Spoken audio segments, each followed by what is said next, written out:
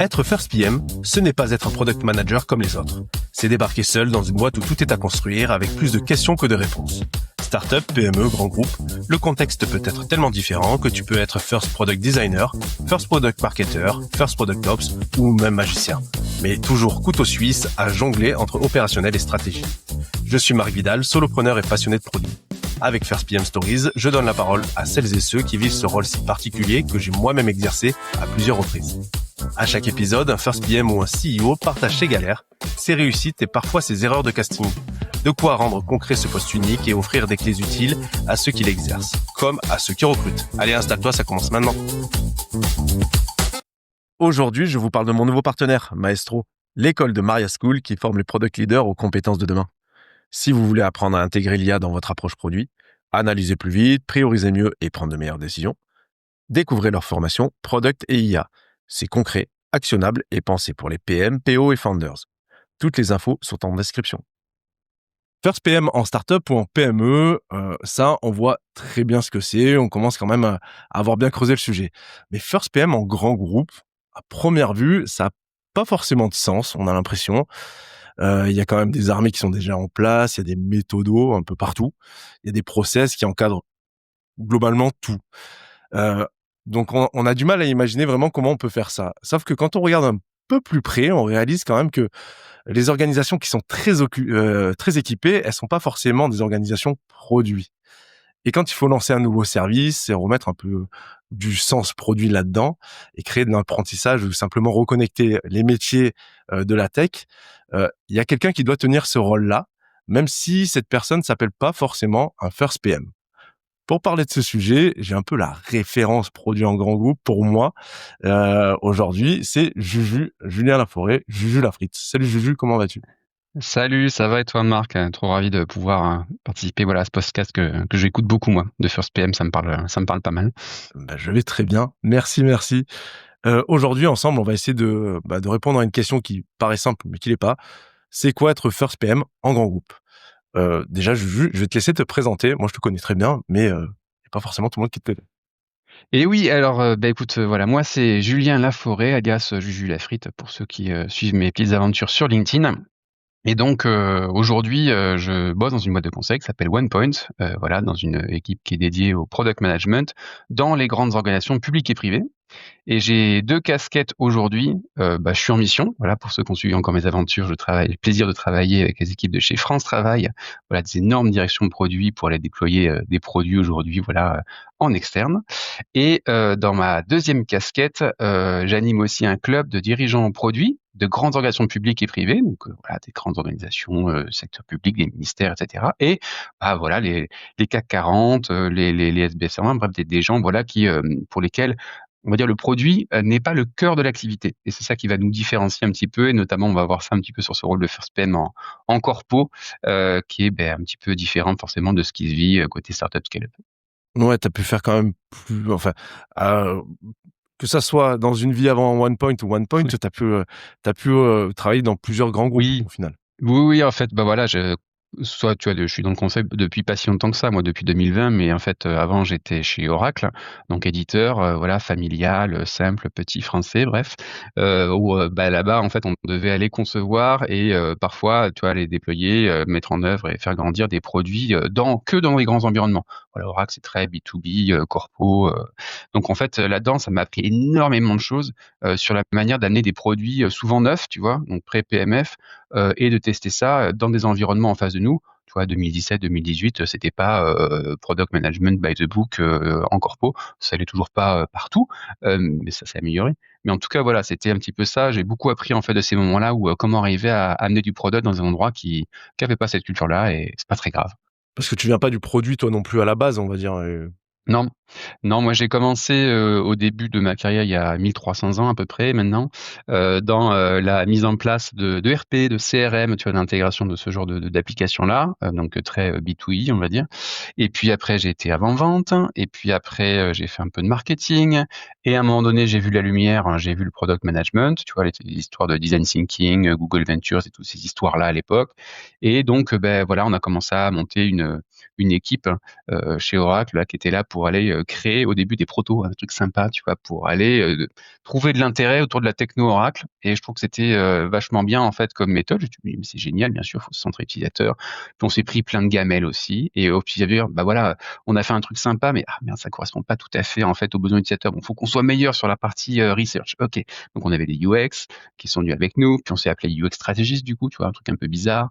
Et puis après, bah c'est super, c'est un utilisateur, mais la boîte qui est en face de nous nous a dit, ok, mais en quoi c'est important par rapport à mes enjeux stratégiques? Putain, merde, faut qu'on soit meilleur en stratégie, en valeur. Ok, mais tu vois, on a voilà, L'utilisateur, le rempli client, là-dessus, ok. voilà, c'est ça. Puis après, bon, c'est pas en face avec l'identité de la marque, en tout cas avec l'histoire qu'ils veulent raconter. Putain, faut qu'on soit meilleur en marketing produit, etc., etc., etc. Et donc du coup, finalement, tu vois, on a commencé à acquérir par les gamelles qu'on s'est prises, hein, normal, des compétences, tu vois, sur product stratégie, sur la discovery, sur le delivery. Il fallait livrer aussi hein, sur ces trucs-là, t'entends quand même. Et puis sur le growth, sur le marketing, bref, sur le full scope, on va dire quoi. Bon alors ça s'appelait pas tout à fait product management chez Oracle parce que c'était J'imagine bien. comment dire autre chose. Le product management, c'est ceux qui faisaient des produits qui étaient publics. Ça, c'est nous en fait, on faisait des produits sur mesure. Donc on a appelé ça au début design parce que c'était sympa, tu vois, design initiative, les gens trouvent un petit côté désirable. Et puis à un moment donné, bon, oui, mais design c'est sympa, mais on n'est pas là pour faire du joli, donc on s'est appelé voilà, en toute humilité direction, expérience client et valeur, tu vois. Donc Humilité sur le avant cœur. tout, hein, on est bien Ouais, d'accord. toute humilité, bien sûr. Non, mais c'est Donc enfin voilà, enfin en tout cas, on a trouvé à chaque fois, tu as du vocabulaire qui est acceptable parce que le côté bonjour, en fait, bah, je fais du product management, c'était pas compréhensible ni ouais, mais par je nous crois ni par les clients en face. Donc on a à chaque fois, tu vois, essayé mais de je pense qu'on va en naviguer. parler un peu Et justement de voilà, cette manière de naviguer. On va c'est en ça. parler, on va dégrossir ça dans l'épisode. C'est intéressant de voir en tout cas comment tu as mis le doigt dedans et au bout d'un moment, tu as été happé par tout ça et enfin comment dire, le truc est super attirant et quand on s'aperçoit tout ce qu'on peut faire, le terrain de jeu en fait, il peut être assez grand. Ouais. Il y a des limites, il y a des Et oui, manières de toujours. faire, mais beau terrain de jeu et en tout cas, tu as pu cheminer, que ça soit chez Oracle ou dans d'autres expériences derrière. Ouais. On en parlera un peu. Heu, pardon, je t'ai cassé les oreilles. On va essayer justement de rentrer maintenant un peu dans ces missions, que tu as pu avoir, les différents rôles et par ces expériences-là essayer d'affiner un peu cette fameuse définition. Déjà, il y a un truc quand même qui nous saute un peu aux yeux quand on parle de product management et de grands groupes, plutôt de first PM en grand groupe, c'est euh, tu l'as déjà un peu dit, mais quand tu arrives normalement hein, dans un grand groupe, ça dépend un peu du contexte et je pense que tu vas en parler, mais il y a un cadre qui est censé être très fort et ce qui ne paraît pas forcément compatible avec le côté first PM où normalement c'est à chaque fois que j'en parle à tout le monde, et quand on est sur de la PME ou plutôt de la startup early stage, c'est un peu le mode chaos. Comment on peut se créer un terrain de jeu, un espace de travail quand on arrive sur quelque chose qui est ultra cadré? Alors oui, alors déjà ce qui est très important de comprendre, c'est que, il y a autant de réalités qu'il y a de grands groupes et de grandes organisations publiques. Et même au sein de ces organisations-là, en fait, tu vas trouver des endroits qui sont hyper favorables au first PM autant où l'entend, enfin, tu vois, comme on l'entend sur ce côté chaotique, startup, très libre, vas-y, l'hyper agilité, pré-PMF, on va dire.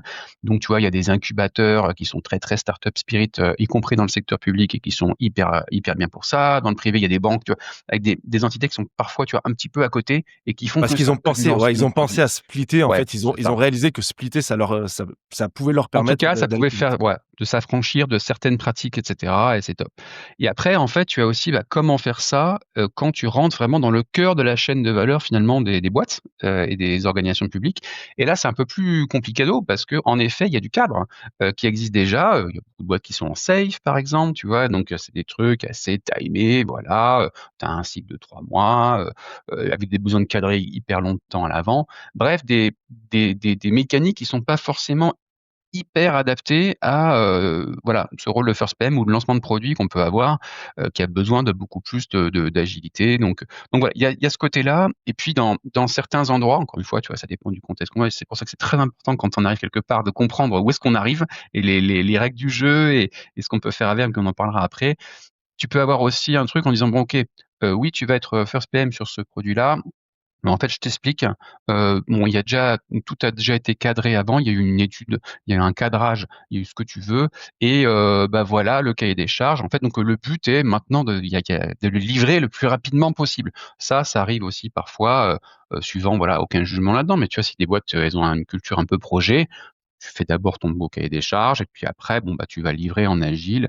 Voilà, donc ça peut arriver aussi, et là-dedans, bah voilà, faut jouer avec ces cadres-là, avec cette culture existante qui est là, sans jugement, sans être dire: «Ah ah, vous êtes des gros nuls, regardez, on est trop Ouais, beau, on va faire du product management, je vous expliquer la vie». Bon, faut y aller mollo aussi, mais on en parlera un petit peu ouais. sur ces sujets-là, voilà. Puis après, tu as aussi un truc qui est, je pense, un peu important, c'est de bien comprendre qu'on arrive dans des organisations qui sont complexes. Il y a de la dette technique, il y a, des tonnes de parties prenantes. Généralement, quand on fait un produit, à part de faire un produit isolé, voilà, comme dans ces startups d'État ou dans ces choses-là qui sont très, très bien d'ailleurs, ou ces startups de on va dire, du secteur privé, c'est génial. Mais souvent, en fait, il y a beaucoup de dépendance avec aussi, beaucoup d'autres équipes. Si tu fais des, produits qui sont plugués, tu vois, dans des endroits du SI, des histoires d'architecture, plein de choses. Donc voilà, il y a ça, il y a des enjeux politiques, il y a des lenteurs structurelles, il y a pas forcément, comme ce qu'on espère, tu vois, une stratégie qui est tout droit et c'est bon, tout le monde est collé avec des OKR nickel et puis on s'inscrit là-dedans. Voilà, c'est un peu plus chaotique au sens, complexe, et il faut, voilà, bien avoir ça aussi en Ouais, tête quand on arrive en tant que force PM, quoi. ouais, on va comment dire, décortiquer un peu tout ça. Dès le début, là, tu as parlé, bah, de safe. Ouais, c'est la Qu'est-ce que réalité. tu ouais, voilà, donc globalement, toi, enfin, tu même peut-être arrivé que dans des cadres, comme ceux-là. Comment toi bah, qu'est-ce que tu cherches à mettre en place? Comment tu arrives un peu à t'en sortir? Comment tu arrives à créer de l'espace produit là-dedans? Ouais, alors, Save, voilà, c'est pas que c'est bien ou c'est pas bien. C'est déjà, il y a autant d'implémentations de Save qu'il y a de boîtes, hein. Donc, ce qu'on y met derrière, en fait, est souvent, dépendant de qui c'est qui l'a fait, où est-ce que ça en est, puis de la culture de base. Il y a des rôles de PM dans Safe. Alors, faut faire attention un petit peu parce qu'il y a une petite confusion entre le PM au sens Safe et le PM au sens où on entend dans la sphère produit, qui est un petit peu différent quand même. Et donc, faut C'est-à-dire? bien, Justement, bah, en fait, un PM est responsable de PO, par exemple, ce genre de choses-là. ouais, Voilà.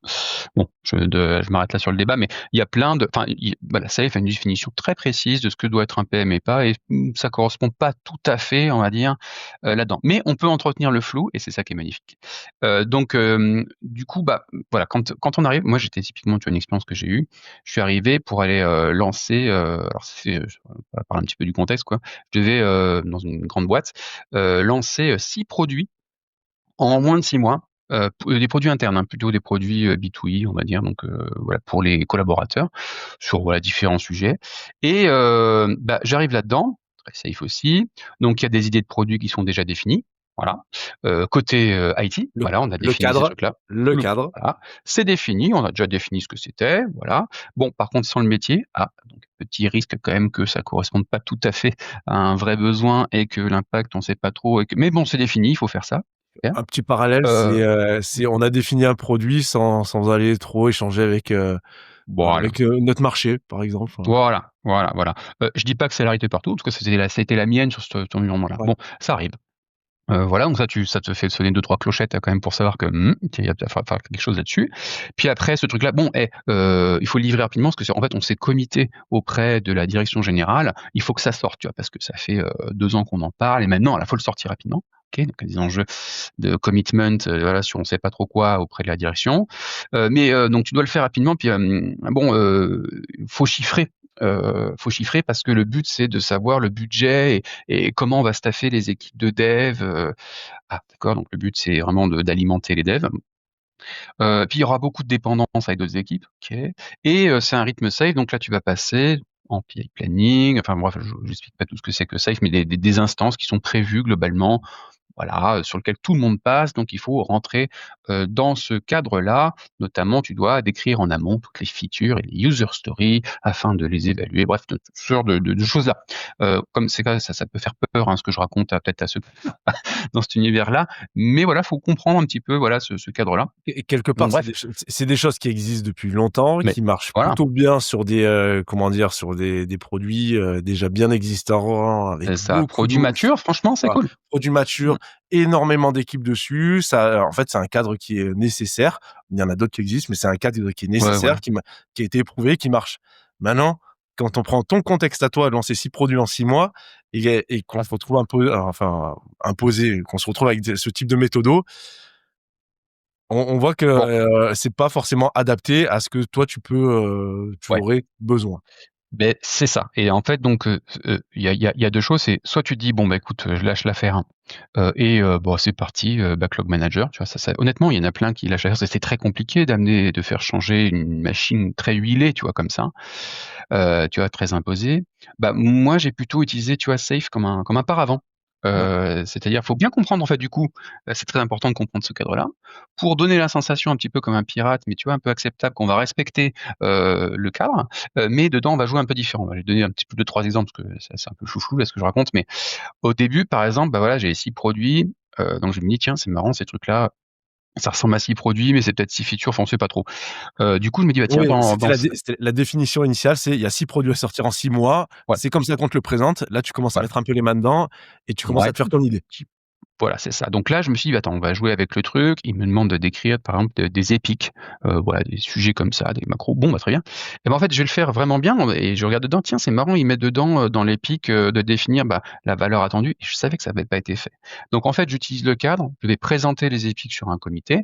Je dis: «Beh, voyez, en fait, voilà, l'épique là, je l'ai décrit, mais moi je viens d'arriver, bon, c'est un peu jeune, alors là je saurais pas trop vous dire, donc ce que je vous propose, c'est pour les prochains 3 mois, plutôt que de dire: «Bah, le but est d'avoir un backlog raffiné avec les features et les US et tout ça et cetera», je vous propose, d'aller, faire un atelier pour aller affiner les features afin de mieux évaluer le backlog et de découper un user story.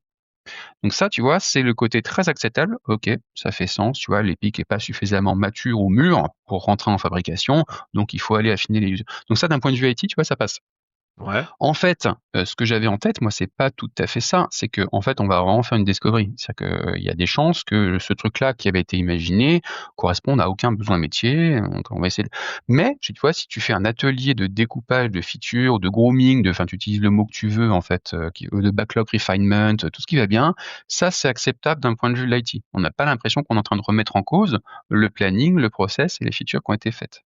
Donc voilà, ça c'est un premier élément, tu vois, de pirate acceptable. C'est-à-dire que tu vas aller, trouver dans le jeu que tu as, le bon truc pour aller, déclencher finalement de la discovery sans le dire. Parce que là, c'était Ça porté c'est le par l'IT, hein. On est bien d'accord. oui, c'est ça. Ces features-là ont été imaginées par l'IT, sans le métier. Donc voilà, gros risque, on va dire, hein, que ça soit inutile. Voilà, puis après, bah, moi j'ai eu des équipes de dev qui sont arrivées en fait assez rapidement, qui étaient hyper bien, qui étaient aussi très, très dans le mindset, c'est, hyper itératif. Donc tu vois, ils me disaient: «Bah, attends, d'écrire tout un truc avec, je te décris les épiques, puis je fais les features, puis je fais les US, puis après je fais l'itération, puis après seulement je développe». C'était pas du tout l'ADN. J'ai fait: «Bon, OK, nous on va y aller en mode, tu vois, flux quoi, tendu». Donc plutôt, voilà les idées, pouf, on le teste, on y va. Donc ça, on était d'accord au sein de l'équipe de dev, donc on va travailler un petit peu sous le radar. C'est-à-dire que plutôt que de bien respecter, je fais mes features, je fais mes US, je décris tout ça, puis après je passais à l'équipe de dev qui ensuite bon ça allait pas du tout par rapport au moment où on en était. Donc Donc on nous va on dire a un bon travaillé, toi, très rapide, test utilisateur quotidien et on faisait plutôt de la rétro-documentation. C'est-à-dire qu'une fois qu'on avait fait les features, qu'on les avait testées, on les mettait bien comme il faut dans le alors c'est pas Jira, mais c'était pareil, c'est un Azure DevOps quoi, pour aller décrire les features, les user stories qu'on avait, livrées et testées. Comme ça, on restait encore une fois conforme par rapport à ce qui est attendu et dans la réalité, en fait, on faisait pas du tout dans l'ordre que, voilà, classique. ouais, si je comprends bien, de quelque part, ce qui était attendu, alors, je vais peut-être tirer le trait très, très fort, hein. C'est peut-être pas autant que ça, mais, on pourrait limite parler de cycle en V, hein. C'est-à-dire vraiment, c'est Ouais, décrit, on parfois passe Safe, dans c'est un peu voilà, ça. on passe dans un tunnel, c'est livré à la fin et puis, tu content, t'es pas content, mais on a fait ce qui avait été décrit. Ouais, c'est ça, c'est ça. Ça, c'est ce qu'on te quelque part, la méthode qu'on te demande d'appliquer et Oui, toi, tu as eu, quelque part, si on peut le dire comme ça, de la chance d'avoir, une équipe de dev qui était, dans un mindset un peu différent, avec ouais. ce côté, agile au final, Ouais, c'est ça, j'avais un PO itératif, aussi qui était comme ça. Donc on voilà, était tout en itératif binôme aussi là-dessus, agile. ça fonctionnait bien et voilà, nous on s'était dit: «OK». On a des instances qu'on va pas pouvoir chanter, donc on va y aller pour aller faire les trucs, mais en fait, on va profiter de ça pour aller faire des choses beaucoup Et, plus agilement dans ce cadre-là. Et c'était ça qui nous a sauvés un petit peu, si tu veux. C'est la manière de pouvoir délivrer très rapidement dans ces échéances de 3 mois, tu vois, et à chaque fois. délivrer, ça c'est une chose au niveau agilité, mais Oui. sous le manteau, présenter ce que tu avais délivré aussi aux parties métiers pour Oui. avoir un feedback et donc savoir s'il y avait de l'impact ou pas de l'impact. Ouais, Pour alors ça, revenir sur cette partie. c'était un vrai truc, voilà, qui était un peu compliqué, mais je sais pas, tu en parleras peut-être des sujets politiques, justement, sur Ouais, comment, tu vois, le PM doit naviguer forcément, on va se en poser sujet là-dedans politique, après. mais ce qu'il y aura un peu de ça. Mais en tout cas, oui, c'est sur le côté acceptable, il faut que ça soit acceptable, par l'IT, tu vois? Je te parlais un petit peu de comment respecter le cadre safe, en tout cas, faire ça, mais il faut que ça soit aussi acceptable par le business. Parce qu'en fait, tous ces trucs-là, là, le product management, tout notre vocabulaire, faut le gommer dès qu'on parle de business. Le business, faut parler business. Donc le but, c'était par exemple avec eux, on a fait ce premier truc pour aller affiner le backlog du user story. Bien sûr, je l'ai pas présenté comme ça du tout à la direction métier. Ils en ont rien à foutre d'aller affiner des user stories et des trucs pour aller faire des WSJF et des chinoiseries là. On s'en fout. Ce qui est important pour eux, c'est OK. Pour eux, c'est bon. On a ces idées de fonctionnalités qui sont prévues. Ce qui est très important, c'est avant tout, ça serait bien en fait qu'on refasse le lien. Je suis sûr qu'il existe. J'utilise le côté de je viens d'arriver, donc Ouais, ouais, ouais. évidemment que voilà, je sais pas tout, hein, voilà. Mais du coup, ce qui est important, c'est si on veut le présenter, tu vois, à des utilisateurs pour avoir des utilisateurs qui comprennent un peu l'intérêt, qui participent un petit peu à tout ça, qui puissent tester, évaluer. C'est important d'abord de leur présenter l'intérêt du truc et le lien avec vos enjeux. Donc, juste pour des questions de présentation, ça peut être top en fait si on se préparait un petit webinaire, on va dire en interne à la direction métier, pour faire le lien entre les enjeux métiers que vous avez, tu vois, les indicateurs qu'on veut faire évaluer et du coup les fonctionnalités. Donc tu vois en fait là je suis en train de définir finalement enjeux stratégiques, Ouais, ouais, non, discovery clairement. problématique, puis le lien avec les features en rétro, tu vois, pédalage quelque part. Et ce truc-là, ça devient du coup un peu plus acceptable par le métier. Surtout, c'est pas moi qui le présente en disant: «Bonjour, je suis le PM, je vais vous expliquer en fait les features, machin». Donc ça, Ouais, c'était porté par la direction de métier, même si ouais, je sinon comprends. peuvent contribuer fortement et c'était très important pour, générer aussi de l'autre côté une acceptabilité côté Ouais, je comprends métier bien. et voir que c'est pas un truc, encore l'IT là qui nous, met leur sauce avec leur vocabulaire, De toute à la manière, noix et leur pratique à la can là. Donc voilà, c'est très important, et donc du coup, on a dit, c'était ce qui était plus acceptable pour eux, ça va être un atelier de co-conception. Voilà, ça c'est plus acceptable côté métier et en fait, on va, livrer, rapidement et on va tester, tous les jours avec votre retour parce que ce qui est important, c'est que ça soit des choses qui soient utiles pour vous. Voilà, on n'est pas obligé de dire: «On va faire de la discovery et de l'itératif, flux ou Kanban». Tu vois, on n'est pas obligé de parler comme ça et on peut tout à fait trouver en fait un intérêt au métier. L'important, c'est que ça soit vu comme utile pour vous par rapport, voilà, aux indicateurs que vous voulez faire bouger, et cetera et c'est là-dessus qu'on veut être jugé et ça, je ouais, pense que c'est acceptable. ouais, je comprends bien. Il y a juste un truc sur lequel je voudrais revenir et après on va continuer là, cette partie de la discussion sur on va dire un peu cette notion de vocabulaire. C'est que il y a un point que j'ai pas souligné et pourtant il est super important dans ce que tu as dit sur les rituels, la manière dont vous avez avancé de manière itérative. T'as dit que la documentation, vous la faisiez a posteriori. Oui, Et ça, c'est quand même assez intéressant de se dire que euh, pour coller au cadre attendu, oui. l'idée c'était de quelque part garder ça un peu sous le coude et de le mettre à la fin. Ouais, c'est ça. C'est qu'en fait, heu, enfin, dans un produit, on va dire assez mature, tu peux te permettre de dire: «OK, voici les grosses initiatives, voici les problématiques, du coup, je découpe ça en Epic, en feature, puis après en US et après je passe au dev». Nous, on était une équipe en fait qui développer, itérer tous les jours. Donc en fait, si on s'amuse à faire ça et à développer ah merde, attends. Donc on a beaucoup de, tu sais, de routes d'aller-retour, d'évolution. C'était, tu vois, le lancement de produit, tu vois, c'est un peu plus chaotique que un produit stable que tu fais évoluer. Donc du coup, en fait, on dit, on va pas se faire chier à tout documenter, en fait, en amont. De toute façon, on n'a pas besoin de ça, les devs n'ont pas besoin de ça. Nous, on a des devs qui étaient avec nous sans arrêt, tu vois, pour concevoir. On avait la chance d'avoir, tu vois, une techno qui était en low code aussi, qui nous permettait de faire des Ouais. choses très rapidement aussi.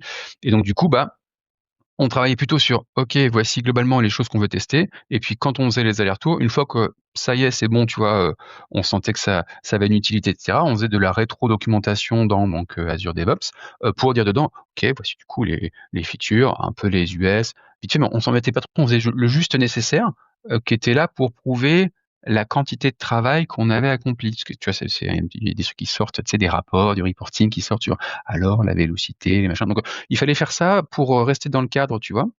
Mais on le faisait a posteriori parce que on voulait plutôt montrer finalement des trucs qu'on avait livrés et qui marchent. Tu vois, c'est surtout ça qu'on voulait apporter, plutôt que de dire regardez le nombre de story points qu'on a bossé. Enfin bon, c'est sympathique de parler que de vélocité, mais c'était pas tout à fait que ça qu'on voulait apporter. Donc voilà, sans tout péter, être le pirate, on n'en a rien à faire, on décrira jamais les features et les US, on est des foufous. Non, voilà, on va respecter ça. Par contre, on va le faire dans un ordre, tu vois, qui nous arrange un peu plus pour aller d'abord tester la valeur et l'intérêt, et après, oui, en effet, documenter pour que les reportings sortent et tout le monde soit à peu près content aussi sur l'évaluation de ces sujets-là, de Et quelque part, vélocité. toi, ça t'a, comment dire, toi, c'était une volonté de le faire comme ça, et ça n'a pas posé de problème au niveau de la Mmh. DSI. Il y avait des endroits où c'était enfin, il faut jouer un peu le rôle de l'ingénieur. «Ah, je savais pas trop, pardon». C'est très important de rejouer ce rôle-là pour pas montrer qu'on est, tu vois, le pirate rebelle qui est là pour tout péter, mais qu'on fait des trucs, ça a l'air de marcher pas mal, de montrer que ça marche, en fait.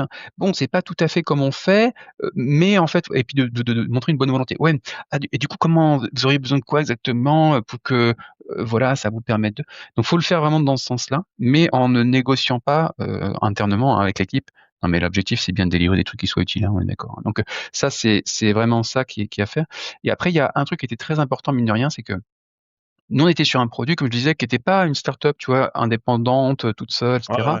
On devait s'intégrer avec, beaucoup, du reste du SI. Voilà, c'était des plateformes qui, tapaient dans plein d'applications, on va dire, à la base.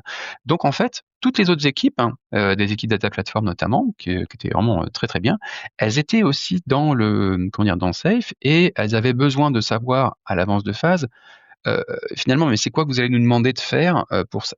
Donc là, pour le coup, c'était important pour nous, sur tout ce qui était dépendance, de bien travailler pendant ces fameux PI planning, donc, tu sais, qui arrivent tous les 3 Ouais, mois, ouais. là où on gère toutes les dépendances, et d'avoir très très clair de notre côté, ok les amis, sur cette équipe-là, on aura besoin de vous pour ces sujets-là. Ça, c'était très important pour nous parce que autant sur ce qu'on faisait nous, tu vois, sur le front, on se démerdait, autant les équipes qui étaient en dépendance, elles avaient besoin de ça. Donc, faut vraiment bien comprendre ça, parce que tu peux te louper si tu es un petit peu le pirate tout seul dans ton coin et que tu as des dépendances, les autres, Tu prends tu 3 mois vois? dans la vue.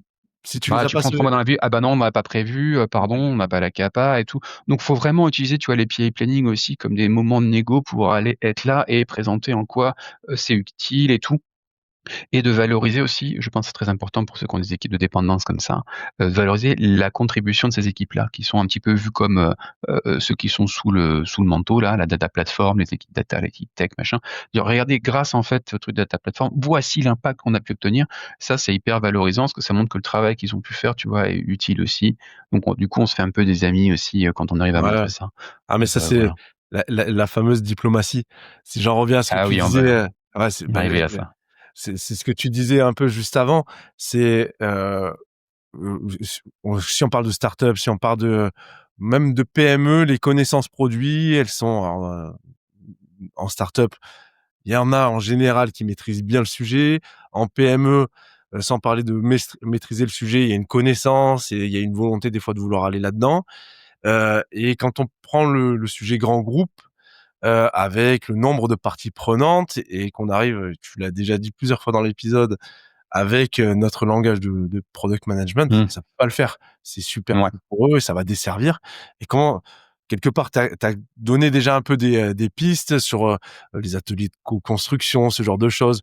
Toi, si on doit aller un peu plus loin, t'avances comment là-dedans? Ouais. Donc faut comprendre que quand tu arrives en grande organisation, mais ça peut être le cas aussi, tu es dans certaines scale-up en fait, qui ont des, je sais pas, qui ont des patrons par exemple qui viennent pas du monde du produit de la tech, hein, il y en a plein, hein, Je suis et assez qui d'accord ont avec toi plutôt une que vision très business. Tu oui, as intérêt à bien parler dans le langage et dans ce qu'ils ont envie d'entendre parce que sinon, tu vas être vu comme le techos et paf. Donc ouais, ça existe en grand groupe, bien sûr parce que le cœur de leur activité, vraiment le cœur majeur, la valeur qui est produite n'est pas liée au product, enfin à un produit numérique, donc forcément, il y a un tout le monde n'est pas, tu vois, n'a pas Marty Kagan, au-dessus en livre exposé derrière lui dans sa bibliothèque. Dès qu'on sort déjà dans l'IT, pas sûr, et puis après dès qu'on sort de là, bon, bah, encore moins.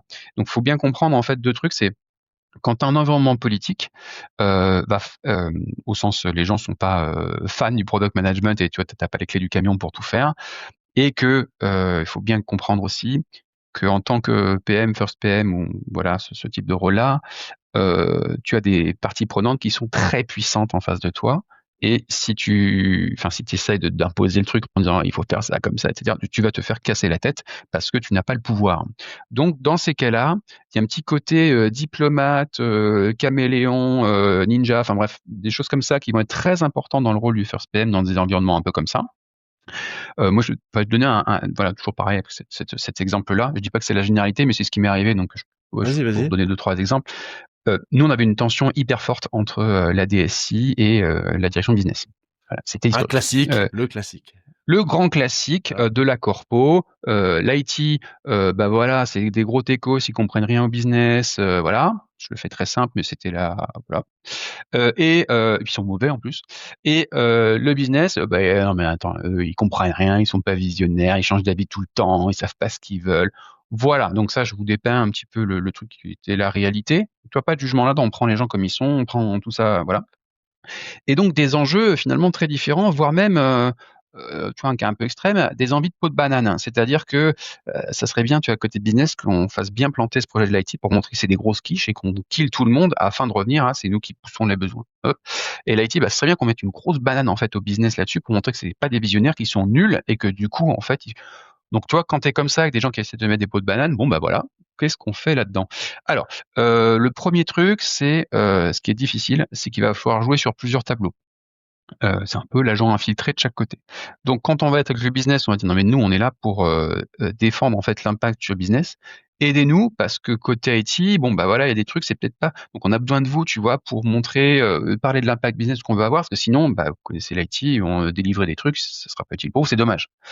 Et puis côté IT, bah, écoutez, bon, ce qui est hyper important là, c'est quand même de délivrer rapidement, de faire des choses bien et vraiment qu'à la fin, tu vois, la business reconnaître que l'IT a un business partner, OK, que, tu vois, elle a confiance en nous, qu'elle trouve qu'on est, agile.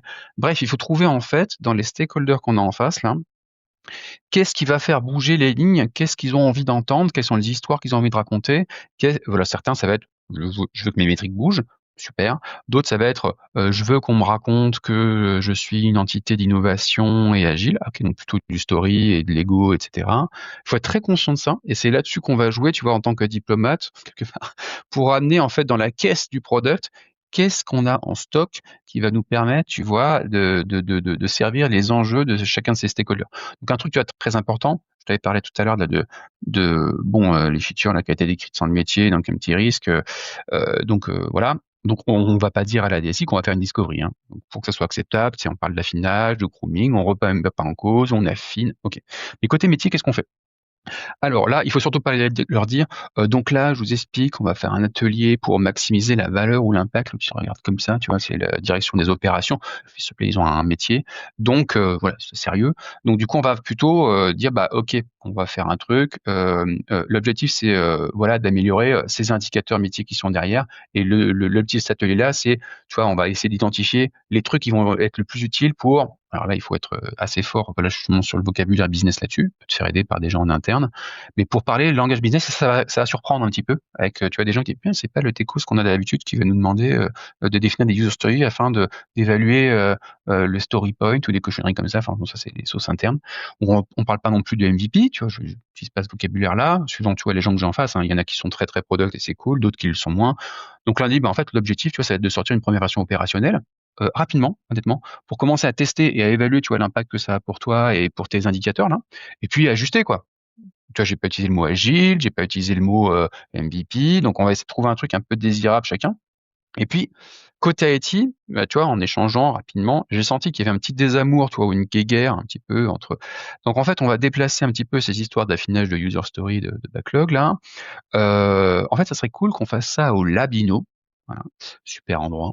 Labino, et tu vois qu'on prenne 2-3 photos de ces ateliers, tu vois, etc. Et dedans, ça permettra pour la com interne côté DSI de voilà, tiens, on a fait un atelier de co-construction basé sur des trucs un peu miro, sur des moments un peu innovants, avec le métier, etc.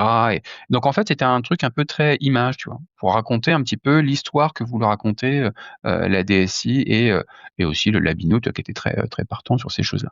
Donc faut jouer, tu vois, avec les cordes que tu as à disposition et bien comprendre à chaque fois voilà, la finalité. Je sais que nous, en tant que product manager, c'est toujours, on veut apporter un maximum d'impact, mais c'est pas forcément, tu vois, ce qui va faire bouger les Les gens qu'on a stakeholders, ouais, autour de on nous. est d'accord. Ouais, c'est On ça. est clairement Donc il y a un petit peu de ça, voilà, sur le voilà. Donc essayer de trouver l'intérêt pour chacun, que chacun a un petit truc à gagner. Bon, alors après, voilà, faut faire attention parce que ça va être difficile à un certain moment donné, que tout le monde soit gagnant, mais on en parlera un petit peu après.